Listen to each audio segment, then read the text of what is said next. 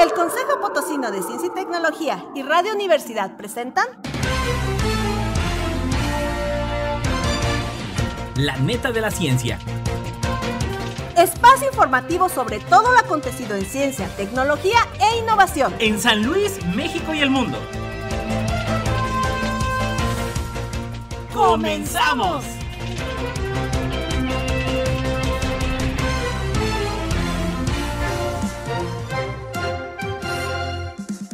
Hola, ¿qué tal? ¿Cómo le va? Muy buenos días. Bienvenidos a La Neta de la Ciencia. Ya lo sabe, siga la transmisión a través del Twitter, Instagram y YouTube en @coposit y nos encuentra en Facebook como Consejo Potosino de Ciencia y Tecnología. Saludo a todos los que nos escuchan a través del 88.5 de FM, 1190 de AM y ya lo sabe, La Neta de la Ciencia a través de Spotify. Vámonos con los titulares.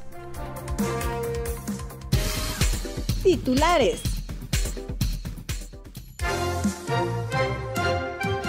Los ciclos glaciares determinaron la aparición del vino. ¿Qué es la longitud de Planck y por qué marca un límite en nuestra comprensión del universo? Nuevos hallazgos sobre los púlsares de tipo viuda negra. En el país, 5 millones de la población es analfabeta funcional, dicen expertos. Un estudio confirma daños en la retina de pacientes con Alzheimer. ¿La capacidad matemática de un niño puede ser herencia genética? El Banco Global de Heces que científicos están creando en Suiza para luchar contra la silenciosa extinción de las bacterias. Desarrollan nanocápsulas con control remoto para amplificar localmente el efecto de la quimioterapia. ¿Qué pasa con los animales cuando les destruyen su hogar? Esperanza Martínez, destacada científica en genómica agrícola. El curioso caso de la primera musaraña descrita en México. Producción de comida podría agravar calentamiento para 2100. La ONU alcanza un acuerdo histórico para proteger la alta mar. Clima extremo en el oeste de Estados Unidos. Fin de la crisis del agua. Las abejas siguen líneas en el paisaje como los primeros aviadores. Primera observación de rayos del sol en Marte. Más del 60% de personas de países menos desarrollados no utilizan internet. Un termómetro interno dice a las semillas cuándo germinar. Presenta TEC de Monterrey su nueva plataforma de divulgación científica. Identifican 237 genes que se expresan de forma diferente según el sexo en la enfermedad de Parkinson. La estimulación de la médula espinal puede ayudar a la neuropatía diabética. Infección respiratoria en la niñez ligada a mayor riesgo de muerte prematura. Dormir bien también ayuda a que pierdas peso. Noticias locales. Los ciclos glaciares determinaron la aparición del vino, por Europa Press. El mayor análisis genético jamás realizado de variedades de vid aporta nuevos conocimientos sobre cómo, cuándo y dónde se domesticaron las vides de vino y de mesa. Aunque el vino y la uva son muy importantes culturalmente, ha sido difícil confirmar cuándo y dónde se domesticaron el vino y la vid de mesa. Esto se debe en gran parte a que no se han realizado análisis de secuenciación genética suficientemente amplios sobre las variedades de vid. Como resultado, existen varias hipótesis en la literatura que siguen siendo inciertas. Por ejemplo, los investigadores han pensado que la vid de vinificación cultivada, Vitis vinifera, tuvo una única domesticación en Asia Occidental, de la que proceden todas las variedades de vino, y que ocurrió antes de la llegada de la agricultura. También han pensado que la vid de vino se cultivó antes que la vid de uva de mesa. Ahora, la nueva investigación refuta ambas ideas. Basándose en los amplios datos genéticos de la vid estudiados, su informe demuestra que hubo 2 episodios de domesticación de la vid de vino cultivada en 2 lugares distintos, Asia Occidental y la región del Cáucaso, separados durante el último avance glaciar.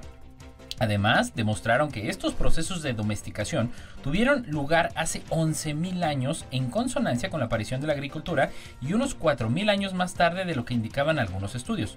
Los datos genéticos también sugieren que las uvas de vino y de mesa se cultivaron al mismo tiempo y no primero la vid de vino. ¿Qué es la longitud de Planck y por qué marca un límite en nuestra comprensión del universo? Al pensar en el universo, nuestra mente tiende a irse a lo inimaginablemente inmenso, un espacio sin fronteras conocidas donde existe todo. Sin embargo, es lo inimaginablemente diminuto lo que constituye las piedras angulares de esa inmensidad y ofrece la oportunidad de comprender cómo funciona. Observando cómo se comportan sus componentes en las escalas más mínimas posibles, podremos entender cómo se unen para crear este mundo y más. Esa es una de las principales razones por las que hemos querido saber qué es lo más pequeño del mundo. Un salto de tiempo más tarde se descubrió el átomo y se creyó indivisible, hasta que se revelaron protones, neutrones y electrones en su interior. ¿Eran esas las partículas fundamentales? No. Los protones y neutrones están formados por 3 quarks cada uno. Esto parece no tener fin, así que cortemos por lo sano. Una de las longitudes más pequeñas que se ha medido es el límite superior del radio del electrón, que es de 10 a la 22 metros. Pero esto no quiere decir que es lo más pequeño que existe. Resulta que lo más pequeño del mundo que conocemos es un espacio. Es como cuando estás nadando bajo el agua y toda ella te rodea de manera continua. Sabemos que está compuesto de moléculas como pequeños granos unidos unos con los otros. Lo mismo sucede con el espacio que nos rodea.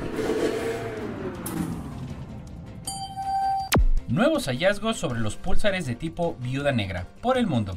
Se ha descubierto en plena acción a un púlsar que se encuentra devorando a su estrella compañera. Son los que se denominan viudas negras. Existe una subclase de estos, los del lomo rojo, que actúan sobre estrellas más masivas, pero sorprendentemente parece que hay un tipo de estrellas de masa intermedia que permanece a salvo de este proceso de destrucción. Las estrellas de masas superiores a 10 veces la del Sol, cuando llegan al final de sus vidas por agotar su combustible nuclear, explotan como supernovas. La región interior de la estrella, cuyo peso deja de ser mantenido por la energía de las reacciones de fusión nuclear, se desploma sobre sí misma, colapsando para dejar como residuo una estrella hiperdensa conocida como estrella de neutrones. Estos residuos estelares giran muy rápidamente, generando pulsos periódicos de ondas de radio, por lo que también se conocen como púlsares. Muchos púlsares forman parte de sistemas estelares binarios. En este caso, el intenso campo gravitatorio del pulsar va robando masa de una estrella compañera como si fuese devorando. Situación ilustrada que se da a partir de la cercanía de estas. Por eso, estas binarias han pasado a denominarse sistemas viuda negra. Las estrellas, parcialmente devoradas por otros monstruos cósmicos, se ven abocadas a determinar sus días consumiéndose mientras liberan grandes cantidades de energía en forma de radiación gamma y rayos X, aunque también emiten llamaradas en que van de ultravioleta a las ondas de radio pasando por el visible. Se ha descubierto un nuevo astro de este estilo, pero de características extraordinarias. Se trata del conocido como J1408, un pulsar pillado en el acto de destruir a su estrella compañera mientras gira a su alrededor en una órbita vertiginosa de tan solo 3 horas de periodo. Por el descubrimiento, Sweetheart y sus colaboradores partieron de la identificación en unas observaciones realizadas por el telescopio espacial de rayos gamma Fermi. A continuación utilizaron 2 telescopios de rayos X, otros 2 ópticos, un radiotelescopio y los datos de telescopio espacial Gaia. Mediante la combinación de todo este conjunto de datos obtenidos con herramientas tan dispares, como si se tratase de completar un gran rompecabezas, el equipo ha sido capaz de demostrar y de hacerlo de manera concluyente, que tenemos ante nosotros esta viuda negra en pleno acto de cazar. Sorprendentemente, no parece haber una continuidad entre las propiedades de los púlsares viuda negra y los del lomo rojo. Los primeros parecen alimentarse de todo tipo de estrellas con masa inferior a 7 centésimas de nuestro Sol, mientras que los del lomo rojo se dedican a las de masa superior a 1/10 de masa solar, llegando a conocerse alguno que está devorando a una estrella de masa similar a la del Sol. Y desde F, en el país 5 millones de la población es analfabeta funcional. El 4.7% de la población mexicana, es decir, cerca de 5 millones de personas, es analfabeta funcional, una cifra que podría aumentar y que coloca a México como uno de los países de América Latina con mayor rezago en la lectura, alertó el Instituto Educativo Común. El presidente para México y Centroamérica de la Academia Internacional, Luis Chiva Ramayoni, señaló en un comunicado que el país está por debajo de los estándares, tanto globales como regionales, en rendimiento escolar, en lectura y matemáticas. Sin embargo, destacó que la lectura se ha resentido más después de 3 años marcados por el coronavirus. México muestra un mayor rezago en lectura, donde está un grado debajo de América Latina, y es una realidad que se verifica en los informes que se realizan sobre el tema. Así lo dijo Chiva Ramayuni. El mayor retraso se observa especialmente en primaria baja y en niños de quinto grado que prácticamente no saben leer ni escribir.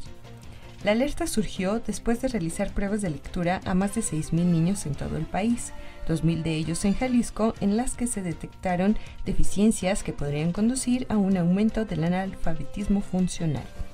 El analfabetismo funcional, ahondó la institución educativa, consiste en la falta o insuficiencia de la habilidad para leer y escribir y con ello poder participar adecuadamente en una sociedad y en la vida académica. Gabriela Córdoba Cortés, gerente para Zona Occidente de Kumon, agregó que de acuerdo con estadísticas oficiales, los mexicanos solo leen 3.7 libros al año, uno de los niveles más bajos a nivel global. Por ello, destacó la importancia de las clases extraescolares después de que cerca del 80% de los alumnos no aprovechasen las clases a distancia impartidas durante la pandemia. Un estudio confirma daños en la retina de pacientes con Alzheimer, por Europa Press. Investigadoras del Cedars-Sinai Medical Center de Estados Unidos han realizado un análisis más exhaustivo hasta la fecha de los cambios en la retina y de cómo esos cambios se corresponden con las alteraciones cerebrales y cognitivas en pacientes con enfermedad del Alzheimer. Su análisis, publicado en la revista científica Acta Neuropatológica, es un paso importante hacia la comprensión de los complejos efectos de la enfermedad del Alzheimer en la retina, especialmente en las primeras fases del deterioro cognitivo.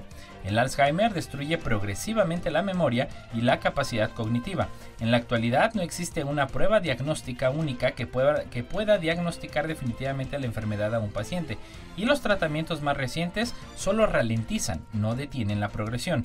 Los investigadores analizaron muestras de tejido retiniano y cerebral recogidas a lo largo de 14 años de 86 donantes humanos, el mayor grupo de muestras de retina de pacientes humanos con enfermedad de Alzheimer y deterioro cognitivo leve estudiado hasta ahora.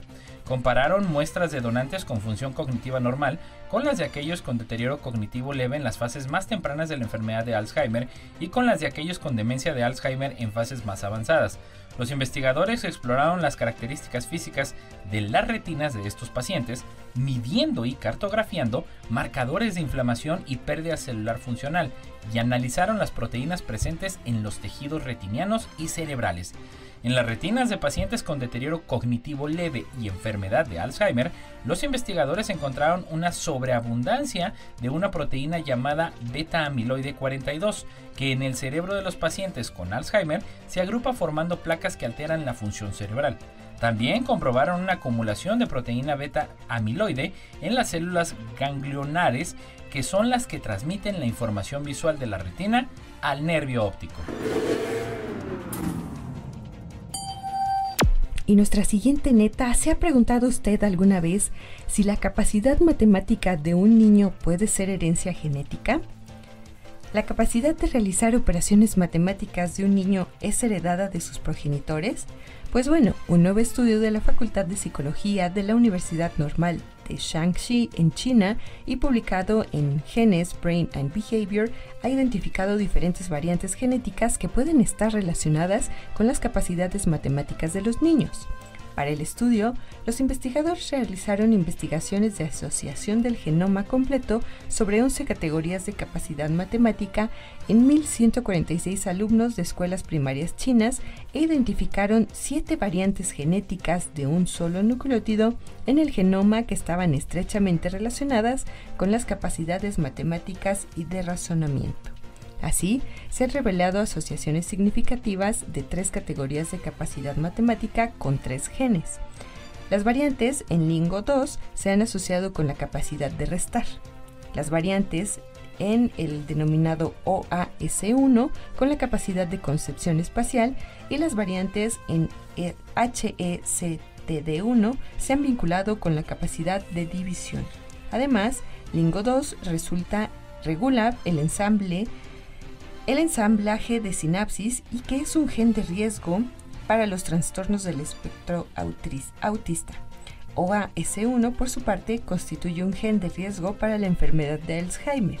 Ahora se han identificado por primera vez que estos genes y conjuntos de genes están asociados también con la capacidad matemática.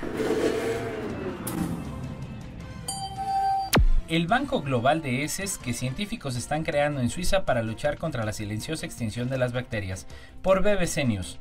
Diferentes especies de bacterias están en peligro de extinción y la mejor manera de preservarlas es depositar muestras de heces y otros materiales biológicos de todo el mundo en una gran bóveda ubicada en Suiza. Esta es la propuesta de un grupo de científicos que ya han comenzado a trabajar en esta colección de microorganismos. Los investigadores argumentan que este esfuerzo es fundamental para comprender mejor el papel que muchos de estos seres vivos juegan en nuestra salud. En el futuro, la iniciativa, que reúne a universidades de varias partes del mundo, también puede dar como resultado nuevos tratamientos para varias enfermedades crónicas no transmisibles, como la obesidad y el asma.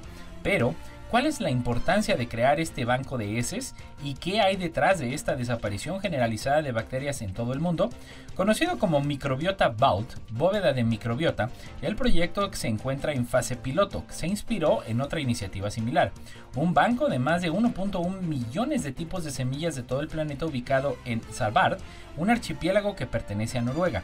El objetivo del banco de semillas es almacenar estos materiales en un lugar seguro y así tener una reserva que garantice el suministro de alimentos en el futuro, en caso de que estas especies desaparezcan de la naturaleza por alguna razón, lo que pondría en peligro la seguridad alimentaria. La microbióloga María Gloria Domínguez Bello, que lidera la iniciativa internacional, explica a BBC News Brasil que la diversidad de estos seres microscópicos se ha reducido drásticamente en las últimas décadas. Vale la pena recordar que la microbiota intestinal es un sistema complejo de microorganismos que reside en el sistema digestivo. Y bueno, nuestra siguiente neta, un equipo internacional con colaboración del Instituto de Microelectrónica de Barcelona del Consejo Superior de Investigaciones Científicas ha desarrollado nanocápsulas magnetoplasmónicas biodegradables a base de hierro metálico y cargadas de fármaco de quimioterapia, que se controlan externamente con campos magnéticos y luz para erradicar tumores con una concentración ultra baja del fármaco. Estos primeros resultados, publicados en la revista científica ACS Nano, son producto de una investigación conjunta entre el Instituto de Microelectrónica de Barcelona, el Instituto Catalán de Nanociencia y Nanotecnología y la Universidad Hebrea de Jerusalén.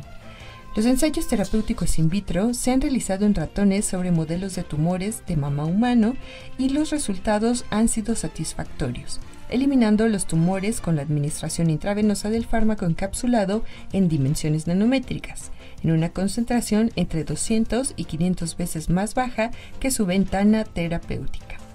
Esta combinación permite aumentar magnéticamente la concentración de nanocápsulas en el tumor y amplificar el efecto terapéutico del fármaco encapsulado mediante la hipertermia local inducida con un láser externo. Tras la actuación externa, las nanocápsulas se degradan rápidamente y se evitan así problemas de bioacumulación y toxicidad. El estudio ha permitido comprobar que al mejorar la administración y eficacia de los agentes terapéuticos mediante las nanocápsulas, se puede reducir drásticamente la concentración de fármaco inyectado, lo que podría reducir el periodo de tratamiento, además de reducir la frecuencia y la dosis de la quimioterapia. Otra ventaja derivada del magnetismo de las nanocápsulas es que permite visualizar de forma no invasiva la biodistribución de estas y la acumulación en el tumor mediante resonancia magnética. Los resultados terapéuticos de las nanocápsulas magnetoplasmónicas permiten vislumbrar aplicaciones que podrían extenderse fácilmente a otros fármacos y tumores e incluso a otras enfermedades. ¿Qué pasa con los animales cuando les destruyen su hogar? Por crónica. La destrucción del hábitat, es decir, el hogar de los animales, provocado principalmente por las actividades antrópicas, ya sea por actividades agropecuarias, desarrollos turísticos u urbanos para abrir carreteras, vías de tren, tiene severas consecuencias sobre las especies animales, siendo más notorias en las poblaciones de mamíferos grandes y medianos debido a su vulnerabilidad. Los mamíferos grandes, como los denominados depredadores tope, que necesitan amplios territorios para poder cubrir todas sus necesidades o requerimientos, se ven obligados a desplazarse buscando su alimento, o sea, las presas de las que se alimentan para encontrar nuevos refugios. También estas presas van a verse afectadas por la destrucción y transformación que sufre el lugar donde habitan y que tienen menos movilidad que sus depredadores. Además, hay que tomar en consideración que los grandes mamíferos tienen tasas reproductivas más bajas, con tiempos mayores para alcanzar la madurez, por lo cual reponer la pérdida de individuos en sus poblaciones es más complicado y lleva más tiempo, lo que inevitablemente provocará las extinciones locales de sus poblaciones cuando destruimos su hogar. Entonces, ¿qué está sucediendo con el jaguar, por ejemplo en Quintana Roo, con la apertura de grandes extensiones de selva por la construcción del Tren Maya? Pues ya, antes de que concluya esta magna obra, se están presentando conflictos entre este felino y las comunidades humanas, ya que por la destrucción de su hábitat, estos animales deambulan erráticamente en busca de alimento y sitios de descanso, y están comiendo sus animales domésticos como borregos, gallinas, patos, incluso sus perros, ya que sus presas naturales también están siendo afectadas por esta destrucción, y por esta razón los pobladores ya quieren eliminarlos, y sin duda lo harán, con lo que estaremos perdiendo parte de nuestra valiosa herencia biológica y cultural. Estas consecuencias que estamos viviendo y registrando han sido prácticamente inmediatas, mediante cámaras trampas que se colocaron en una zona de Acumal, Quintana Roo, cerca a donde ya talaron la gran brecha por donde pasará el Tren Maya. Pues en solo 15 días se registraron más de 15 especies diferentes de mamíferos, entre los cuales sobresalen el jaguar y el puma, además de otros carnívoros que se encuentran en peligro de extinción. Esto revela que la fauna está moviéndose buscando alimento, refugio y nuevos sitios para establecerse, afectando a los pobladores del área. Vemos que en el futuro cercano de esta riqueza de fauna que habita a estas selvas, que están siendo impactadas por esta obra magna, desgraciadamente están viéndose seriamente afectadas y sus poblaciones pueden desaparecer rápidamente sin que se pueda vislumbrar una solución, debido a que su hogar, el ambiente en el que habitan, está siendo destruido. Y bueno, la siguiente neta se relaciona con una convocatoria que está actualmente abierta y que pues bueno, invitamos a todas las mujeres a participar. Y es que Esperanza Martínez, destacada científica en genómica agrícola, pues bueno, desde 1998 se otorga el premio L'Oréal UNESCO, la mujer y la ciencia a las científicas más reconocidas en diversas áreas del conocimiento. Dentro de la región latinoamericana, solo 6 investigadoras mexicanas lo han recibido. Una de ellas es la doctora Esperanza Martínez Romero, pionera en el estudio de la diversidad bacteriana y su impacto en el ambiente y la productividad agrícola. Su trayectoria inició con los estudios de licenciatura en el Instituto de Investigaciones Biomédicas de la UNAM, a los que siguieron la maestría y el doctorado en el recién formado Centro de Investigación sobre Fijación de Nitrógeno, hoy conocido como Centro de Ciencias Genómicas.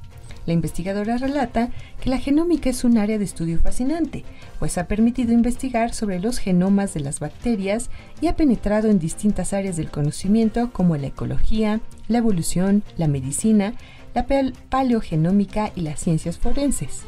Una línea de investigación de la doctora Esperanza Martínez ha sido el estudio de las bacterias fijadoras de nitrógeno, las cuales permiten a las plantas poder aprovechar de una mejor manera y tener una mayor productividad agrícola. Asimismo, durante su trayectoria, ha trabajado con agricultores respecto del uso de biofertilizantes.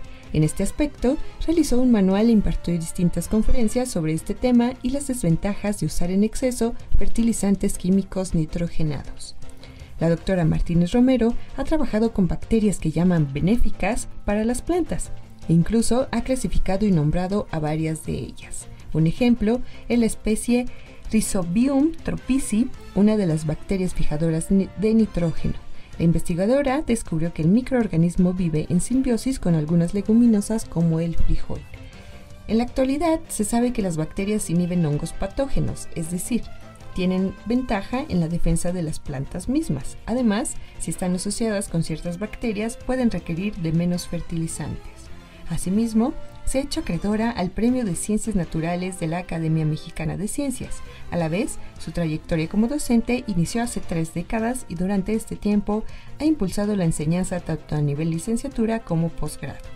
Gracias a sus aportaciones, ha sido parte de múltiples comités editoriales de revistas de gran prestigio como Nature, Journal of Bacteriology, entre otras revistas internacionalmente reconocidas.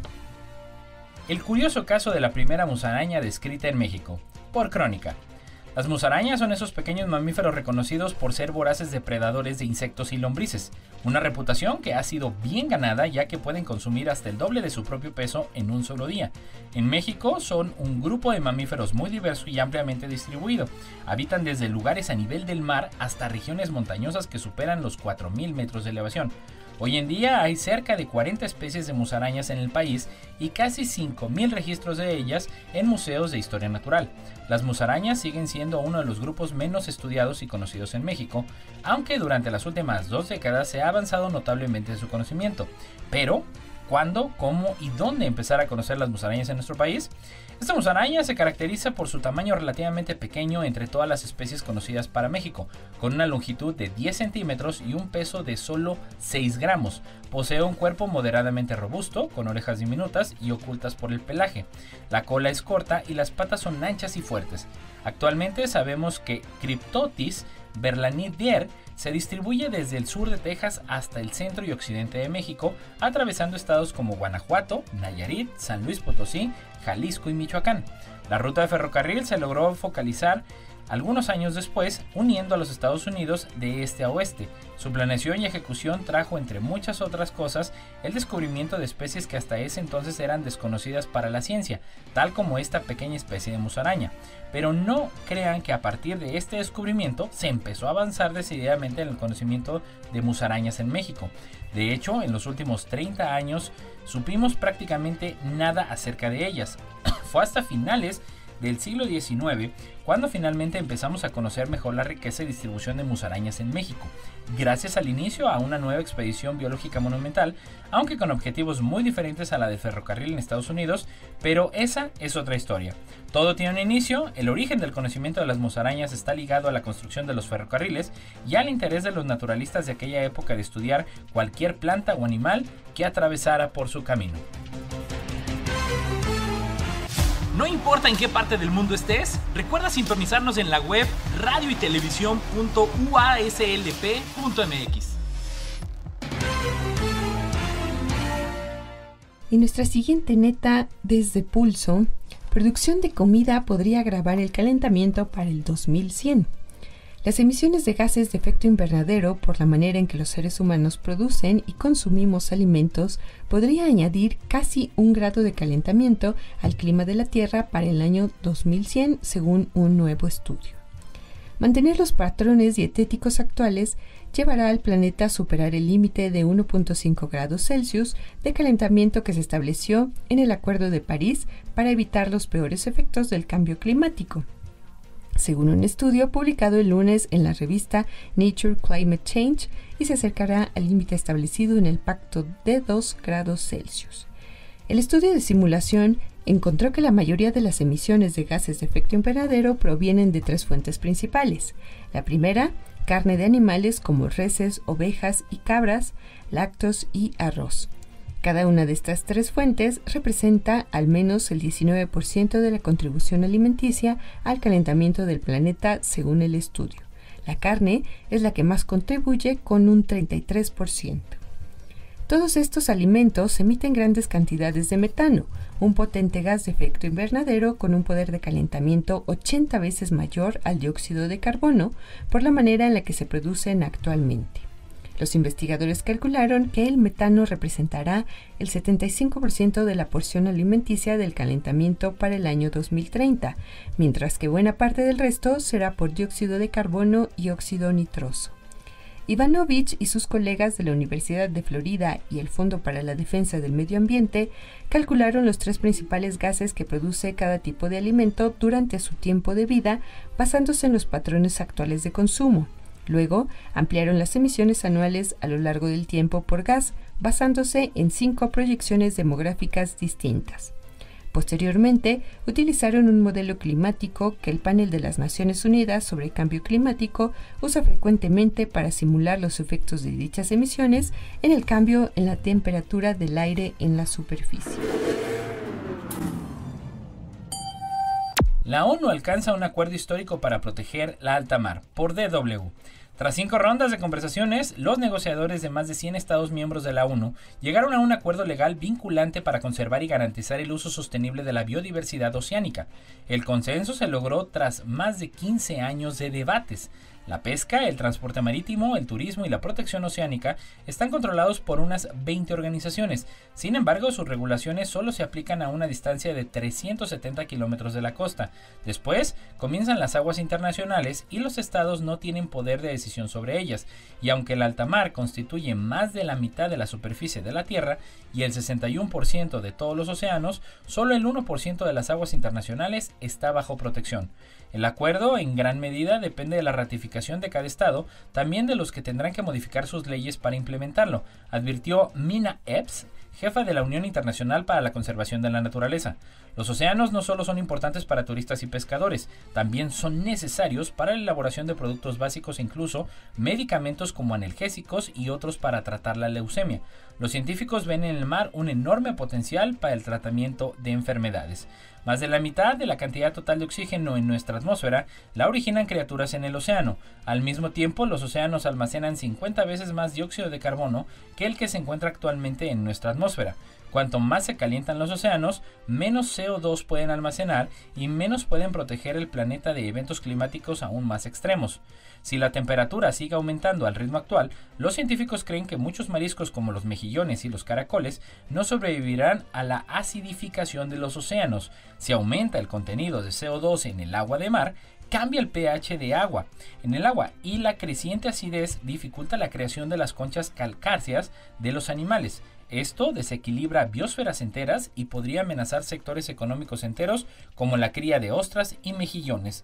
El aumento de la temperatura en la atmósfera provocado por la quema de carbón, petróleo y gas también cambia las corrientes oceánicas a medida que el agua se calienta. Esto puede significar la muerte de muchas criaturas como los corales. Si nada cambia, la mitad de todos los habitantes del mar estará en peligro crítico a finales de este siglo, según estimaciones de la UNESCO. Esto significa que tenemos que usar los mares de manera que no los dañemos y solo en la medida en que puedan regenerarse por sí solos. Y la siguiente neta. Desde hace 2 meses, en el usualmente soleado oeste de Estados Unidos, se suceden uno tras otro fenómenos meteorológicos extremos. El país, especialmente castigado por el cambio climático, se encuentra actualmente de una megasequía. Sin embargo, desde principios de año ha llovido mucho en esta región, donde por lo general escasea el agua. El invierno de este año se perfila como uno de los más nevados jamás registrados. Aquí en Sierra Nevada y en otras localidades, las tormentas invernales han dejado enormes cúmulos de nieve. Normalmente, las nevadas cubren 1/3 de las necesidades de agua de California. Los extremos climáticos son casi la norma. Los expertos señalan que California ha vivido en la última década algunos de los años con menos nieve, pero también algunos de los años con más nieve de su historia. Sin embargo, estos inviernos nevados no cambiaron su persistente sequía. Las fuertes lluvias de principios de año han tenido un efecto positivo en los niveles de las aguas subterráneas. Sin embargo, según los expertos, probablemente haría falta que varios inviernos así para que esos niveles, que han descendido notablemente tras años de sequía, volvieran a la normalidad. Aunque el nivel de los embalses vuelve a subir, es probable que el río Colorado se beneficie menos de las recientes tormentas invernales que los ríos de otras regiones. De momento, las precipitaciones suponen un alivio para los embalses. Sin embargo, esto no afecta a la disputa entre los estados ribereños sobre las cantidades de agua asignadas. Las abejas siguen líneas en el paisaje como los primeros aviadores, por Europa Press.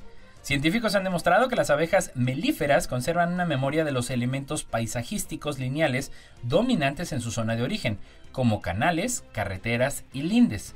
Cuando son transportadas a una zona desconocida, buscan elementos locales de este tipo, comparan su trazado con la memoria y vuelan a lo largo de ellos para buscar el camino de vuelta a casa. Esta estrategia de navegación es similar a la que siguieron los primeros aviadores. En los primeros tiempos del vuelo humano, antes de la invención de las primeras radiobalizas y sistemas electrónicos terrestres y de los modernos GPS, los pilotos solían navegar siguiendo carreteras y vías férreas, es decir, siguiendo elementos lineales del paisaje a ras del suelo que guían hacia un destino de interés. Un siglo de investigación ha demostrado que las abejas melíferas son navegantes por excelencia. Pueden orientarse por su olfato, el sol, el patrón de luz polarizada del cielo, los puntos de referencia verticales que sobresalen del panorama y, posiblemente, el campo magnético de la Tierra. También aprenden de forma inteligente. Son capaces de reconocer asociaciones entre recuerdos dispares para generalizar reglas. Ahora, los científicos han demostrado que las abejas melíferas también tienden a buscar el camino de vuelta a casa orientándose en relación con los elementos lineales dominantes del paisaje, igual que los primeros pilotos. Los resultados se muestran en Frontiers in Behavioral Neuroscience. Y nuestra siguiente neta en el marco internacional desde Europa Press, el rover Curiosity de la NASA en Marte captó el 2 de febrero de 2023 como unos rayos de luz solar iluminaban un banco de nubes mientras el astro rey se ponía por el horizonte. Estos rayos solares también se conocen como rayos crepusculares. Era la primera vez que los rayos solares se veían con tanta claridad en Marte. Curiosity capturó la escena durante el más reciente estudio de nubes crepusculares del rover, que se basa en sus observaciones de 2021 de nubes noctilucentes o de brillo nocturno, mientras que la mayoría de las nubes marcianas se sitúan a no más de 60 kilómetros sobre el suelo y están compuestas de hielo de agua. Las nubes de las últimas imágenes parecen estar a mayor altitud, donde hace especialmente frío. Eso sugiere que estas nubes están hechas de hielo, de dióxido de carbono o hielo seco. Al igual que en la Tierra, las nubes proporcionan a los científicos información compleja pero crucial para comprender el clima. Observando cuándo y dónde se forman las nubes, los científicos pueden aprender más sobre la composición y las temperaturas de la atmósfera marciana, así como sobre los vientos que soplan en su interior. El sondeo de nubes de 2021 incluía más imágenes tomadas por las cámaras de navegación en blanco y negro del Curiosity, que proporcionaban una visión detallada de la estructura de una nube a medida que se movía. Pero el estudio reciente, que comenzó en enero y terminaría a mediados de marzo, se basa más en la cámara en color Mastcam del rover, que ayuda a los científicos a ver cómo crecen las partículas de las nubes con el tiempo. Además de la imagen de los rayos solares, Curiosity captó el 27 de enero un conjunto de nubes de colores con forma de pluma. Cuando son iluminadas por la luz solar, ciertos tipos de nubes pueden crear un espectáculo parecido al arco iris llamado iridiscencia. Más del 60% de personas de países menos desarrollados no utilizan Internet. Por F. Solo el 36.1% de los habitantes de los países menos desarrollados utilizan regularmente Internet, prácticamente la mitad que los internautas asiduos en el resto del mundo y que son un 66.3% según un informe publicado en días pasados por la Unión Internacional de Telecomunicaciones, la UIT. De acuerdo a los datos, 720 millones de personas aún no tienen acceso a la red en los 46 países más pobres, situados mayoritariamente en la África subsahariana, donde este porcentaje es incluso menor y se queda en el 28%. No obstante, el número de usuarios en estos países ha aumentado unos 30 puntos porcentuales en la última década, aunque aún se sitúa muy lejos de la media mundial. Por estados, Bután es el país del grupo de los menos avanzados en el que más personas utilizan Internet, 85.6%, seguido por Tuvalu, 76.6%, y Djibouti, con 68.9%. Por contra, la República Centroafricana, Sudán del Sur y Burundi son los países que cierran el listado de la UIT. El único país americano que forma parte de este grupo de países es Haití, donde el 38.9% de la población es usuaria de Internet.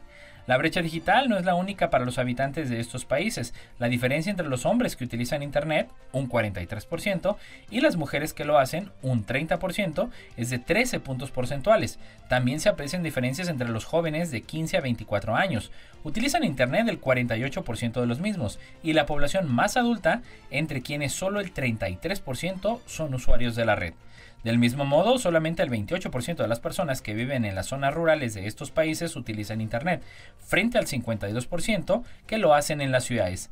La UIT atribuye en parte estas diferencias a los elevados precios de los servicios de banda ancha y a los de redes de datos móviles, y es que el precio de una suscripción base es 4 veces más caro para una persona en un país pobre que para una persona en un país desarrollado, si se toma en cuenta su nivel de ingresos.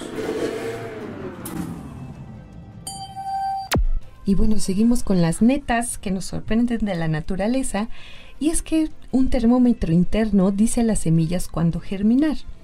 Las semillas cuentan con un termómetro interno que puede retrasar o incluso bloquear la germinación si las temperaturas son demasiado elevadas para la futura plántula. Este es el descubrimiento de un equipo suizo dirigido por científicos de la Universidad de Ginebra que puede ayudar a optimizar el crecimiento de las plantas en el contexto del calentamiento global. Estos resultados pueden leerse en la revista Nature Communications. Las semillas recién formadas están latentes, son incapaces de germinar.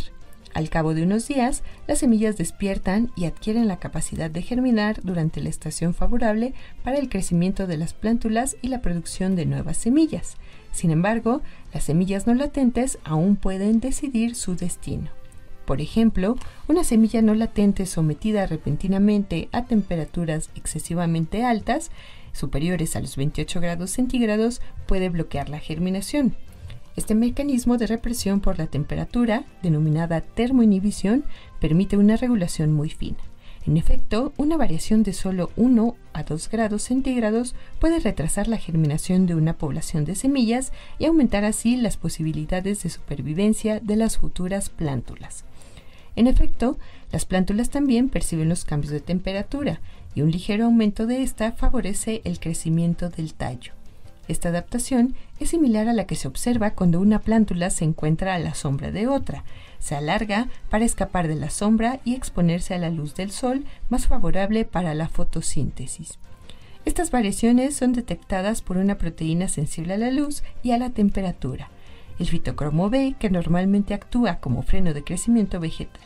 Un aumento de 1 a 2 grados centígrados favorece la inactivación del fitocromo B, lo que la hace menos eficaz para impedir el crecimiento.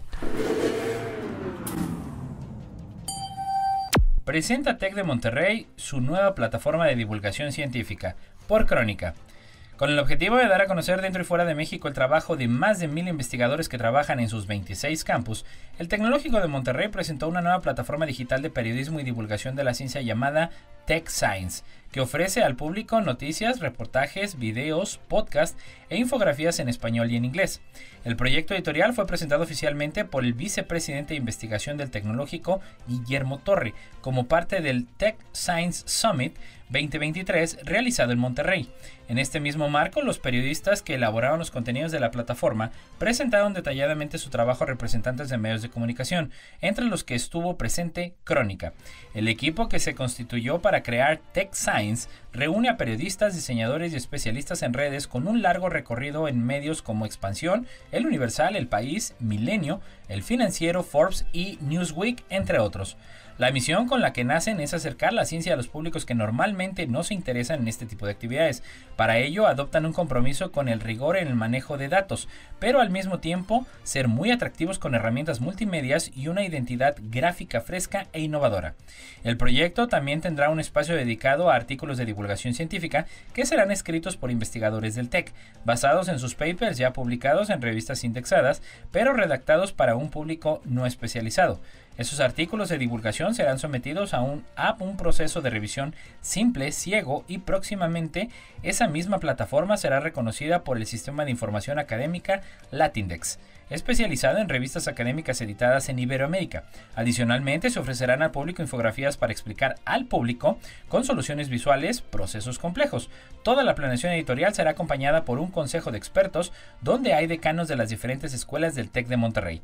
Actualmente, el Tecnológico de Monterrey cuenta con 32 grupos de investigación y ha creado 3 institutos para investigar problemas que involucran a grandes grupos de la población: investigación en obesidad, futuro de la educación y materiales avanzados. Todos ellos buscan ser interdisciplinarios. Y casi para despedirnos de las netas del día de hoy, la Unidad de Bioinformática y Bioestadística del Centro de Investigación Príncipe Felipe de Valencia, que lidera Francisco García García, ha identificado un conjunto de mecanismos moleculares que pueden explicar las diferencias por sexo en la enfermedad de Parkinson. Este equipo del Centro de Investigación ha demostrado que existen perfiles distintos entre hombres y mujeres con Parkinson en inflamación, disfunción mitocondrial y estrés oxidativo. Los investigadores han encontrado 237 genes que muestran una expresión significativamente diferencial en la sustancia negra, la zona del cerebro con mayor afectación en esta enfermedad y donde se encuentran las neuronas que transmiten y conducen la dopamina, ha explicado la Generalitat Valenciana en un comunicado. Según el investigador Francisco García García, la identificación de nuevos marcadores de esta enfermedad que tengan en cuenta de forma específica el sexo permitirá un avance en el desarrollo y aplicación de una medicina personalizada para favorecer la precisión en los diagnósticos y pronósticos. En este exhaustivo trabajo se han revisado todos los estudios de la enfermedad de Parkinson con información relativa a ambos sexos.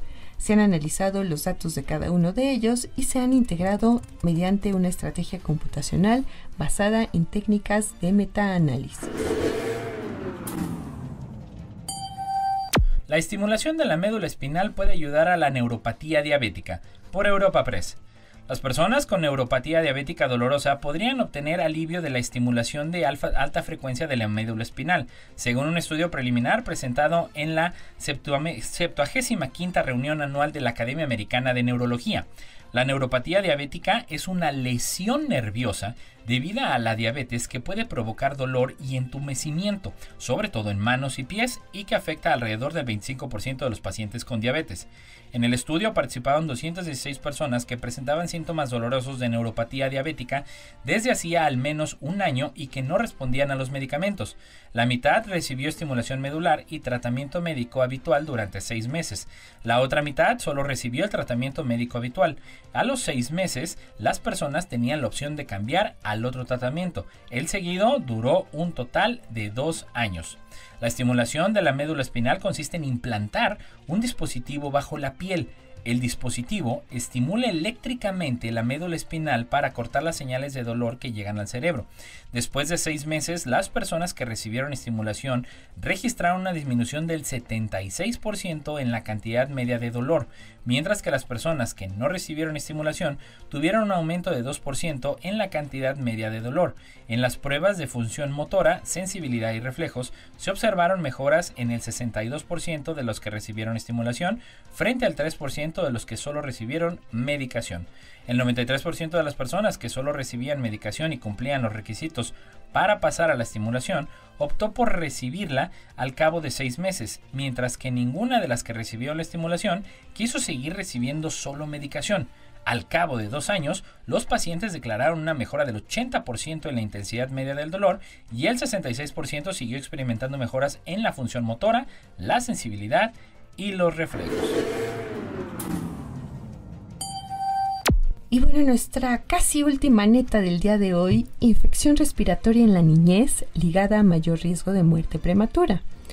Padecer una infección respiratoria como bronquitis o neumonía durante la primera infancia se ha vinculado a un mayor riesgo de muerte temprana por enfermedades respiratorias en la edad adulta, en un estudio publicado este martes en The Lancet. La investigación, realizada con datos de 3.589 británicos de 1946 a 2019, halló que aquellos que sufrieron una infección del tracto respiratorio inferior antes de los 2 años tienen un 93% más de probabilidades de morir prematuramente entre los 26 y los 73 años por enfermedades respiratorias, al margen de factores socioeconómicos y de si fumaban o no. El análisis arrojó una tasa del 2.1% de muerte prematura de adultos por enfermedades respiratorias entre quienes tuvieron una infección en la primera infancia, frente a un 1.1% entre los que no la padecieron. Este es el primer estudio de su tipo que abarca casi 8 décadas, y aunque tiene limitaciones, por ejemplo, no registra si la persona afectada fue un bebé prematuro o si había fumadores en su entorno, sirve para alertar de que las muertes prematuras por patologías respiratorias en la edad adulta pueden tener su origen en la niñez y no estar necesariamente relacionada con hábitos como el tabaquismo. Hasta ahora, se habla que las infecciones respiratorias infantiles están relacionadas con el desarrollo de deficiencias de la función pulmonar en adultos, asma y enfermedad pulmonar obstructiva crónica, pero se desconocía si estaban ligadas a una muerte temprana.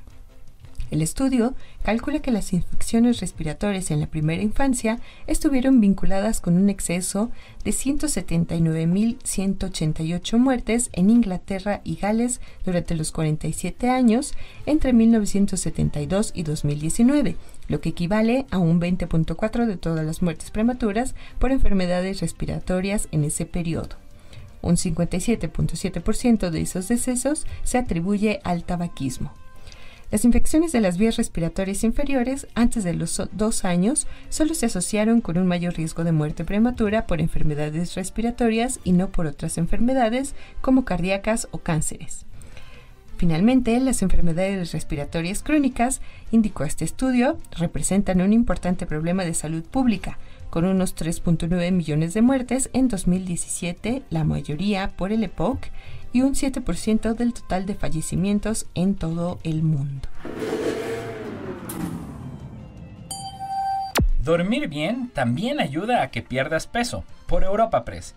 Las personas que declararon dormir de forma regular e ininterrumpida cumplieron mejor sus planes de ejercicio y dieta mientras intentaban perder peso, según una investigación preliminar presentada en las sesiones científicas 2023 de Epidemiología, Prevención, Estilo de Vida y Salud Cardiometabólica de la Asociación Americana del Corazón. Los investigadores examinaron si la buena salud del sueño estaba relacionada con la adherencia de las personas a las diversas modificaciones del estilo de vida prescritas en un programa de pérdida de peso de 12 meses. En el programa de pérdida de peso participaron 125 adultos, entre los cuales de edad media de 50 años, 91% mujeres, 81% de ellos blancos, que cumplían los criterios de sobrepeso u obesidad, es decir, un índice de masa corporal de entre el 27 a 44, sin ninguna afección médica que requiriera supervisión médica de su dieta o actividad física. Los hábitos de sueño se midieron al inicio del programa, a los 6 meses y a los 12 meses, mediante cuestionarios de los pacientes, un diario de sueño y lecturas de 7 días de un dispositivo de muñeca que registraba el sueño, la actividad de vigilia y el descanso.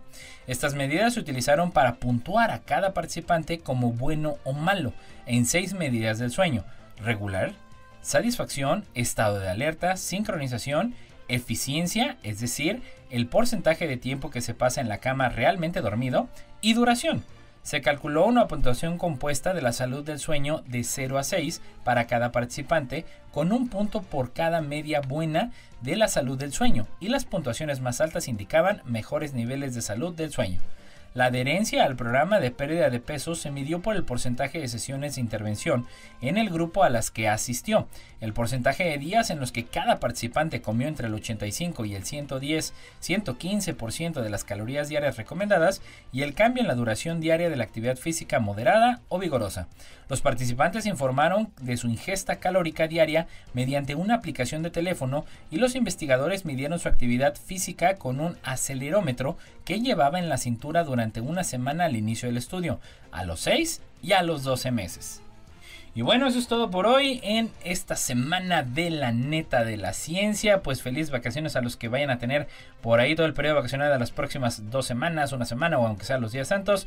Disfrútenlos, reflexionenlos y pásenlo en familia. Gracias a Lalo Carrillo en los controles, gracias Amanda. Nos escuchamos la próxima semana. Esto fue